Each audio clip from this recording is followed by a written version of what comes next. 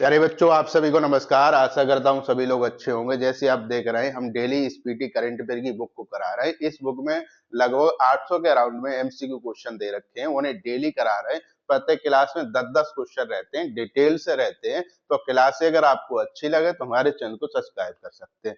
और अगर ये क्लासे आप डेली देखते रहे तो आपका कोई सा भी एग्जाम हो, आपको करंट अफेयर दूसरी जगह से पढ़ने की जरूरत नहीं पड़ेगी। आपकी करंट अफेयर बहुत अच्छी हो जाएगी। तो डेली क्लास देखा करें, और जो इस पीटी करंट अफेयर को डिटेल से पढ़ना चाहते हैं उनके पास शेयर जरूर करें।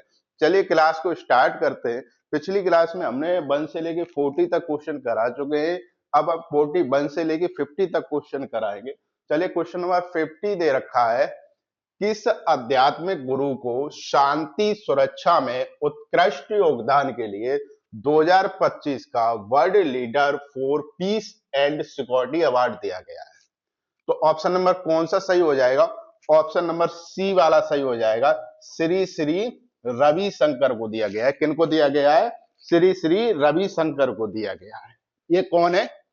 ये एक आध्यात्मिक गुरु है। कौन है बेटा? ये आध्यात्मिक गुरु है। इनको शांति सुरक्षा में उत्कृष्ट योगदान के लिए ये अवार्ड दिया गया है। किसके लिए दिया गया है? शांति सुरक्षा में उत्कृष्ट योगदान के लिए ये अवार्ड दिया गया है। क्या नाम है? World leader for piece and security award. कौन सा अवार्ड दिया गया है?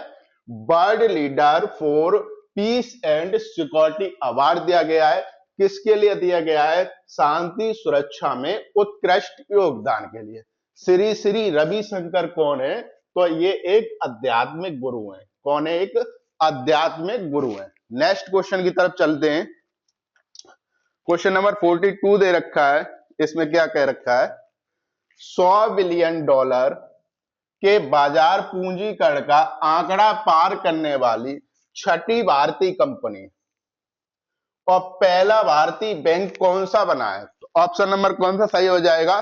सी वाला सही हो जाएगा, यानी एसबीआई बना है। कौन बना है? एसबीआई बना है। ये 100 मिलियन डॉलर का आंकड़ा पार करने वाली पहली भारतीय बैंक और छठी भारतीय कंपनी बन गई है।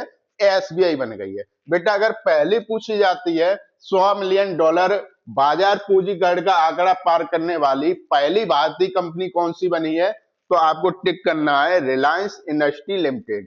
क्या नाम है? रिलायंस इंडस्ट्री लिमिटेड बनी है। कौन सी है? फर्स्ट नंबर की है। पहली भारतीय कंपनी कौन सी बनी है? रिलायंस इंडस्ट्री लिमिटेड पहली भारतीय कंपनी बनी है जो 100 मिलियन डॉलर का आंकड़ा पार करने वाली है। अगर ये क्वेश्चन घुमा के भी पूछा जा सकता है, ऐसे भी पूछ लिया जा सकता है कि 100 मिलियन डॉलर का बाजार पूंजीकरण का आंकड़ा पार करने वाली छठी भारतीय कंपनी कौन सी बनी है, तो बेटा कंफ्यूज नहीं होना है, एसबीआई टिक करना है। या आपसे पूछा जाता है पहला भारतीय बैंक कौन सी बनी है जो 100 मिलियन डॉलर का आंकड़ा पार किया है, तो आपको टिक क्या करना है? एसबीआई टिक करना है। या ऐसे भी पूछा जा सकता है 100 मिलियन डॉलर पार करने वाली एसबीआई, 100 मिलियन डॉलर का आंकड़ा पार करने वाली एसबीआई भारत की कौन से नंबर की कंपनी बन गई है, तो बेटा ध्यान रखना है छठे नंबर की। बैंक पूछी जाती है तो पहले नंबर की।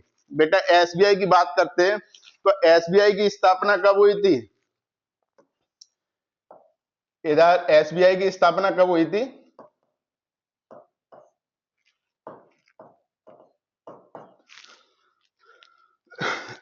तो कब हुई थी? 1 जुलाई 1 जुलाई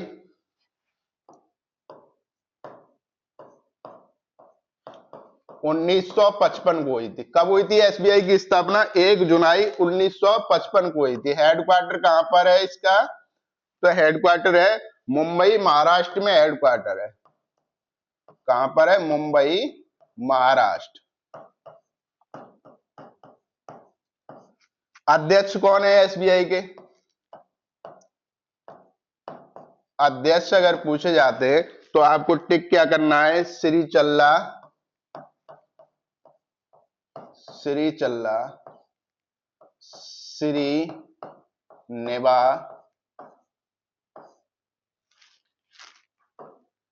नेवा सुल्ला सेठी कौन है? एसबीआई के अध्यक्ष निवासुल सेठी है।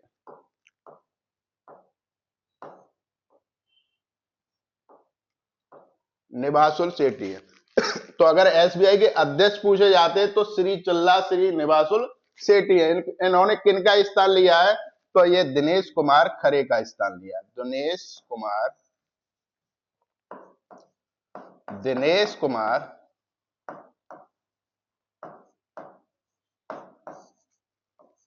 खारा का स्थान लिया है। इससे पहले एसबीआई के अध्यक्ष कौन थे? दिनेश कुमार खारा थे। अब कौन है? श्री चल्ला श्री निवासुल्ला सेठी है। इन्होंने किसका स्थान लिया है? तो दिनेश कुमार खारा का स्थान लिया है। स्थापना कब हुई थी? 1 जुलाई 1955 में। हेडक्वार्टर कहां पर है? मुंबई, महाराष्ट्र में। एसबीआई की फुल फॉर्म आप सभी को पता होगा, स्टेट बैंक ऑफ इंडिया होता है। क्या होता है? स्टेट बैंक ऑफ इंडिया होता है। $100 मिलियन का आंकड़ा पार करने वाली पहली भारतीय कंपनी कौन सी बनी है? RIL बनी है, जो इसको क्या बोलते हैं? Reliance industry limited. ठीक है बेटा, कौन सी बनी है? RIL बनी है। नेक्स्ट क्वेश्चन की तरफ चलते हैं। क्वेश्चन नंबर 43 दे रखा है, कौन सा देश धूम्रपान पर प्रतिबंध लगाने वाला दुनिया का पहला देश बन गया है? किस पर प्रतिबंध लगाने वाला? धूम्रपान पर प्रतिबंध लगाने वाला दुनिया का पहला देश कौन सा बना है? तो ऑप्शन नंबर सी वाला सही हो जाएगा, मालदीव देश बना है। मालदीव में जो 1 जनवरी, इधर लिख देते हैं, 1 जनवरी 2007 के बाद जन्मे बच्चे हैं। 2007 के बाद जन्मे बच्चे, 2007 के बाद जो जन्मे बच्चे हैं उनको अब कोई भी धूम्रपान से संबंधित नशीले पदार्थ वगैरह कोई भी दुकानदार इनको बेच नहीं सकेगा, ना ही इनसे खरीद सकेगा। ठीक है, तो ये पूरी तरह प्रतिबंध लगा दिया है। किसने लगाया है? मालदीव देश ने लगाया। कौन से बच्चों को? जो 1 जनवरी 2007 के बाद जन्मे बच्चे हैं उन पे ये प्रतिबंध लगा दिया है। ठीक है, मालदीव की बात करते हैं तो मालदीव अपनी प्राचीन सौंदर्यता के लिए प्रसिद्ध है। किसके लिए प्रसिद्ध है? मालदीव अपनी प्राचीन सौंदर्यता के लिए प्रसिद्ध है। ठीक है बेटा, इसका पुराना नाम क्या है? मालदीव का अगर पुराना नाम पूछा जाता है, पुराना नाम, तो क्या टिक करना है? द्वीपों की माला। द्वीपों की माला। पुराना नाम क्या है मालदीव का? द्वीपों की माला पुराना नाम है। यहाँ के राष्ट्रपति कौन है? राष्ट्रपति अगर पूछे जाते हैं, चर्चा में भी रहे थे अभी हाल फिलहाल में, तो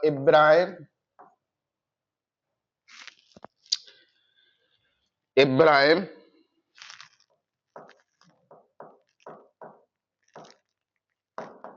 मोहम्मद सोलेह।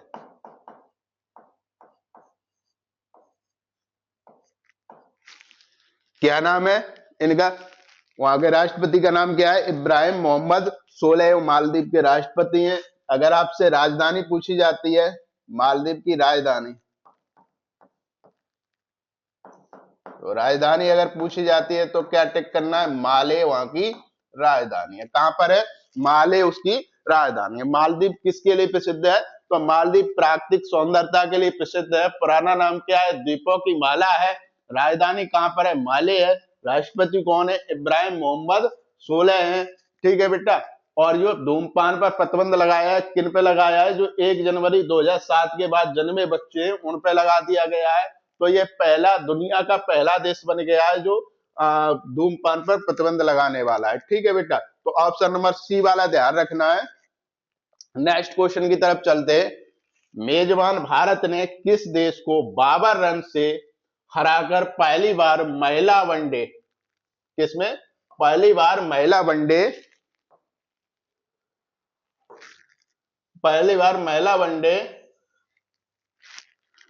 विश्व कप 2025 का खिताब जीता है? तो ऑप्शन नंबर कौन सा सही हो जाएगा? सी वाला सही हो जाएगा, यानी दक्षिण अफ्रीका ने जीता है। किसने जीता है?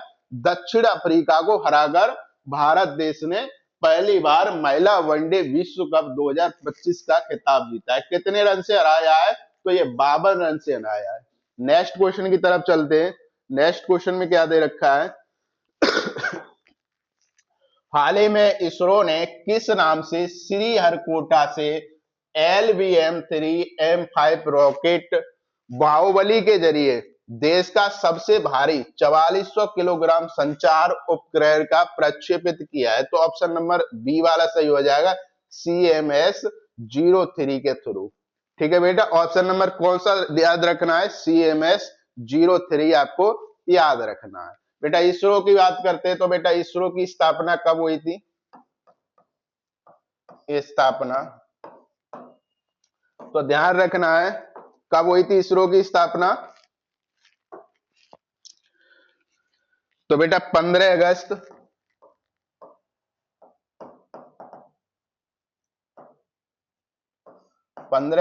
1969 को हुई थी। कब हुई थी? 15 अगस्त 1969 को इसरो की स्थापना हुई थी। बेटा हेडक्वार्टर कहां पर है इसरो का? हेडक्वार्टर तो बेंगलुरु। कहां पर है? बेंगलुरु, कर्नाटक। ध्यान रखना है, अगर हेडक्वार्टर पूछा जाता है कहां पर है? बेंगलुरु, कर्नाटक में। स्थापना कब हुई थी? 15 अगस्त 1969 को हुई थी। अगर आपसे जनक पूछे जाते हैं, इसरो के जो जनक हैं वो जनक कौन है? तो क्या टिक करना है? Doctor Vikram, doctor Vikram Sarabhai. कौन है जनक? डॉक्टर विक्रम साराभाई इसरो के जनक हैं। अगर आपसे अध्यक्ष पूछे जाते हैं, अध्यक्ष बेटा कौन है? तो आपको क्या टिक करना है? Doctor B Narayan, doctor B Narayan.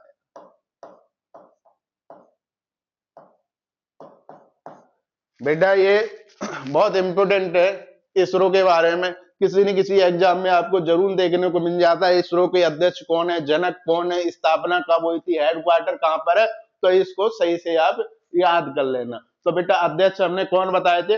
Doctor B Narayan बताए थे। जनक कौन बताए थे? डॉक्टर विक्रम साराभाई बताए थे। स्थापना कब हुई थी? 15 अगस्त 1969 को हुई थी। हेडक्वार्टर कहां पे? बेंगलुरु, कर्नाटक में इसका हेडक्वार्टर है। नेक्स्ट क्वेश्चन की तरफ चलते हैं। नेक्स्ट क्वेश्चन क्या दे रखा है? भारत का पहला अत्यधिक गरीब मुक्त राज्य, भारत का पहला अत्यधिक गरीब मुक्त राज्य किसे घोषित किया है?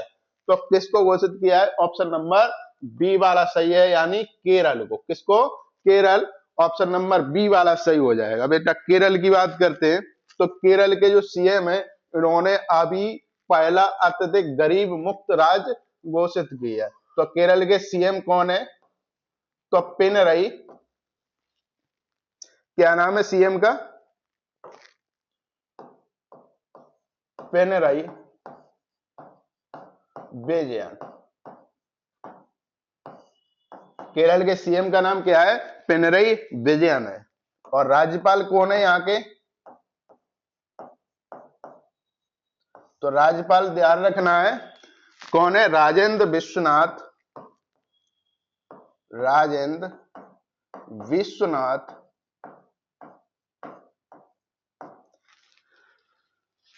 आर्लेकर।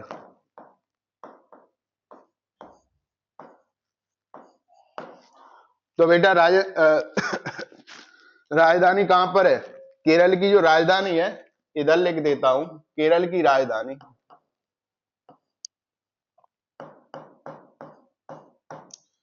तिरुवनंतपुरम, तिरुवनंतपुरम। तो बेटा इसको ध्यान रखना है, ये जो रेलवे ग्रुप डी के एग्जाम होते हैं, अभी रेलवे ग्रुप डी के चल भी रहे और नई वैकेंसी भी आ गई है, उसमें अक्सर इस टाइप के क्वेश्चन पूछ लिए जाते हैं कि फलाने राज्य की राजधानी कहाँ है, फलाने राज्य के राज्यपाल कौन है, और फलाने राज्य के सीएम कौन है। तो ये अक्सर एक दो क्वेश्चन जरूर आपको देखने को मिलता है। तो ये रेलवे ग्रुप डी के लिए भी इम्पोर्टेंट है, लेकिन ये करंट का ये क्वेश्चन बना है, ये सभी एग्जामों के लिए इम्पोर्टेंट है, किसी भी एग्जाम में आपको देखने को मिल सकता है। चलिए नेक्स्ट क्वेश्चन की तरफ चलते हैं। क्वेश्चन नंबर 47 दे रखा है। हाल ही में प्रधानमंत्री नरेंद्र मोदी ने भारत के पहले डिजिटल जनजाति, क्या कहा जा रहा है, डिजिटल जनजाति स्वतंत्रता सेनानी संग्रहालय का उद्घाटन किया है। वो कहां पर किया है? तो ऑप्शन नंबर सी वाला सही हो जाएगा। अटल नगर नवा रायपुर में किया है। कहां पे किया है? अटल नगर नवा रायपुर में उद्घाटन किया है। कौन सा ऑप्शन सही है? सी वाला ऑप्शन सही है। नेक्स्ट क्वेश्चन की तरफ चलते हैं। यूनेस्को ने किस भारतीय शहर को पाक कला, किसके लिए? पाक कला का रचनात्मक शहरों की सूची में शामिल किया है। तो ऑप्शन नंबर बी वाला सही हो जाएगा। लखनऊ को शामिल किया है। किसके लिए? पाक कला की रचनात्मक सूची में शामिल किया गया है। कौन सा ऑप्शन सही हो जाएगा? बी वाला सही हो जाएगा। इससे पहले भारत के और भी शहर को शामिल किया गया है। ठीक है, अब कौन से शहर को शामिल कर लिया गया है? तो ये लखनऊ को पट कर लिया गया है। किसमें शामिल किया है? यूनेस्को की, यूनेस्को द्वारा शामिल किया गया है। पाक कला रचनात्मक शहरों की सूची में शामिल किया है। ये लखनऊ कौन से राज्य की राजधानी है? तो बेटा टिक करना, ये उत्तर प्रदेश की राजधानी है। नेक्स्ट क्वेश्चन की तरफ चलते हैं। क्वेश्चन नंबर 49 दे रखा है। किसने वुमेन ओडीआई रैंकिंग में शीर्ष स्थान हासिल किया है? किसमें? वुमेन ओडीआई रैंकिंग में, ध्यान रखना है। तो ऑप्शन नंबर बी वाला सही हो जाएगा। स्मृति मंदाना ने शीर्ष स्थान हासिल किया है। किसने किया है? स्मृति मंदाना ने शीर्ष स्थान हासिल किया है। ऑप्शन नंबर बी वाला सही है। अगर आपसे पूछा जाता है टीम रैंकिंग में पहले स्थान पे कौन रहा है, तो बेटा ध्यान रखना है फर्स्ट स्थान पर टीम रैंकिंग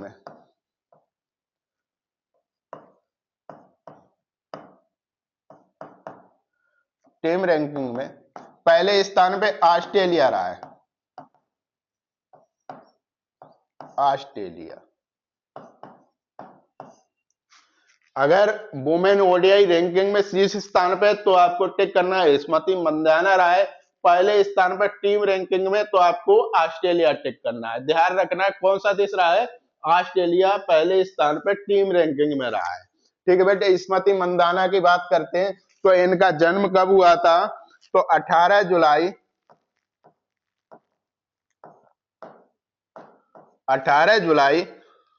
1996 को इनका जन्म हुआ था। कब हुआ था? 18 जुलाई 1996 को मुंबई